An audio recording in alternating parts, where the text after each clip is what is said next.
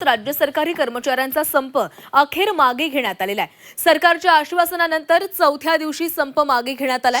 सुधारित पेन्शन योजनेसंदर्भात अधिसूचना काढली जाणार आहे। सरकार 15 दिवसांमध्ये अधिसूचना काढणार आहे। सुधारित निवृत्ती वेतन योजनेसह 18 मागण्यांसाठी राज्यभरातील 17 लाख सरकारी कर्मचाऱ्यांनी पुकारलेला संप अखेर चौथ्या दिवशी सरकारने दिलेल्या आश्वासनानंतर मागे घेण्यात आलाय।